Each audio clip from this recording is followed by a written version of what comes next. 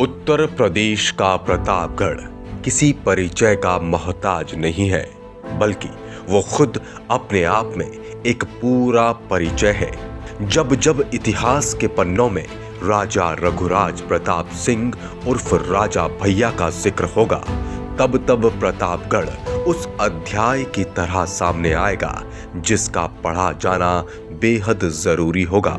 जब राजा भैया उदय प्रताप सिंह के यहाँ कुंवर रघुराज का जन्म हुआ होगा, तब शायद ही किसी ने सोचा होगा कि एक दिन ये नाम न सिर्फ यूपी बल्कि पूरे देश में प्रसिद्धि हासिल करेगा। नमस्कार, मैं सुनील कुमार मौर्य। आप सभी क्षेत्रवासियों को राष्ट्रीय पर्व गणतंत्र दिवस की ढेर सारी शुभकामनाएं एवं बधाई। ईश्वर से कामना है कि देश की एकता एवं अखंडता अछूते बनी रहे। धन्यवाद। हिंदुस्तान के किसी भी हिस्से में जाकर जब आप बताएंगे कि आप प्रतापगढ़ से हैं, तो सामने खड़े आदमी के मुंह से अचानक ही निकल जाएगा कि आप राजा भैया के इलाके से हैं। इतनी प्रसिद्धि हासिल करना हर किसी के बस की बात नहीं है। इसके लिए कड़ी मेहनत करनी पड़ती है, असहायों के आंसू पोंछने पड़ते हैं, अत्याचार के खिलाफ आवाज बुलंद करनी होती है, दीन दुखियारों के दर्द को समझना पड़ता है। तब जाकर जनता की जुबान में एक आवाज जोर पकड़ती है, राजा भैया जिंदाबाद। राजा भैया, राजा भैया। उत्तर प्रदेश की राजनीति में रघुराज प्रताप सिंह एक जाना पहचाना नाम है। सूबे की जनता भले ही रघुराज प्रताप सिंह के नाम से मुखातिब ना हो, मगर शायद ही संभव हो कि राजा भैया ये नाम किसी कान तक ना पहुंचा हो। यूपी की राजनीति में राजा भैया की पहचान एक बाहुबली नेता की है, जिन पर डीएसपी जिया उल हक की हत्या से लेकर लूटपाट और अपहरण तक के बड़े संगीन आरोप हैं।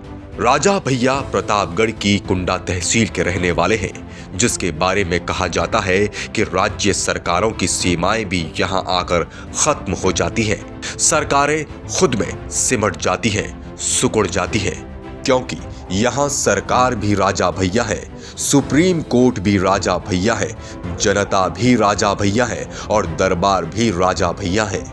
यहां राजा भैया का राज चलता है। घुड़सवारी और निशानेबाजी के शौकीन राजा भैया लखनऊ विश्वविद्यालय से मिलिट्री साइंस और भारतीय मध्यकालीन इतिहास में स्नातक हैं। साल 1993 में राजा भैया के राजनीतिक करियर की शुरुआत राज्य स्तरीय चुनाव में हिस्सा लेकर हुई, जिसमें वे विजयी विधायक बने। तब उनकी उम्र महज 26 साल थी। राजा भैया ने 1993 में हुए विधानसभा चुनाव से कुंडा की राजनीति में कदम रखा। तब से वो लगातार अजय बने हैं। राजा भैया 1993 और 1996 के विधानसभा चुनाव में बीजेपी समर्थित, तो 2002, 2007 और 2012 के चुनाव में एसपी समर्थित निर्दलीय उम्मीदवार के रूप में विधायक चुने गए। राजा भैया बीजेपी की कल्याण सिंह सरकार और एसपी की मुलायम सिंह सरकार में भी मंत्री बने। 15 मार्च 2012 को राजा भैया दोबारा उत्तर प्रदेश सरकार की कैबिनेट में कारागार और खाद्य मंत्री बने। 2 मार्च 2013 को कुन्ना में तिहरे हत्याकांड में डीएसपी जिया उल हक की हत्या के मामले में राजा भैया का नाम आने पर इन्होंने 4 मार्च 2013 को मंत्री पद से इस्तीफा दे दिया। हालांकि बाद में सीबीआई जांच में राजा भैया निर्दोष पाए गए और क्लोजर रिपोर्ट में उन्हें क्लीन चिट मिल गई। 11 अक्टूबर को उन्हें उत्तर प्रदेश सरकार में सम्मान कैबिनेट मंत्री का दर्जा दिया गया। 1993 में अपना राजनीतिक करियर शुरू करने वाले राजा भैया की जीत का जश्न आज भी जारी है। प्रतापगढ़ के राजा भैया की कहानी किसी राजा से कम नहीं है। उनकी कहानियों के कई किस्से हैं, जिसमें मगरमच्छ वाला किस्सा काफी चर्चित है। लोगों का ये भी मानना है कि राजा भैया ने अपने तालाब में घड़ियाल पाल रखे हैं और वे अपने खिलाफ खड़ी होने वाली आवाजों को उन घड़ियालों का निवाला बना देते हैं। हालांकि राजा भैया इस बात से इनकार करते हैं। उत्तर प्रदेश के पूर्व मंत्री और निर्दलीय विधायक रघुराज प्रताप सिंह उर्फ राजा भैया अपने क्षेत्र में ही नहीं बल्कि यूपी की राजनीति में दबंग माने जाते हैं। दबंग होने के बावजूद उनके समर्थकों की संख्या भी कम नहीं है। कुछ लोग तो उन्हें मसीहा मानते हैं। राजा भैया के बारे में कहा जाता है कि वे साइकिल चलाने से लेकर हवाई जहाज उड़ाने तक का कारनामा करते हैं। कुंडा विधानसभा क्षेत्र में उन्हें आज तक किसी ने चुनौती भी नहीं दी। वे धर्म कर्म में रुचि रखते हैं। लोगों का ये भी मानना है कि राजा भैया अगर दोषी हैं तो उसका फैसला अदालत करेगी। फेसबुक पर सक्रिय राजा भैया यूथ ब्रिगेड के पेज पर उनकी अच्छाइयों की चर्चा है। फेसबुक पेज पर लिखा है, सियासत नहीं, मेहनत और स्व अस्तित्व के साथ अपनी संस्कृति और संस्कारों की रक्षा राजा भैया का पहला लक्ष्य है।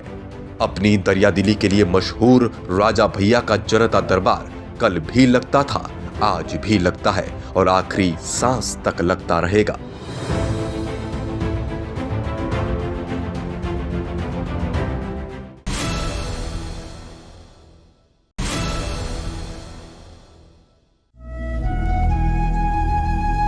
समाज सेवी बीएसपी नेता जयराम सिंह बछेउरा की ओर से 26 जनवरी गणतंत्र दिवस की बांदा एवं सभी देशवासियों को हार्दिक शुभकामनाएं।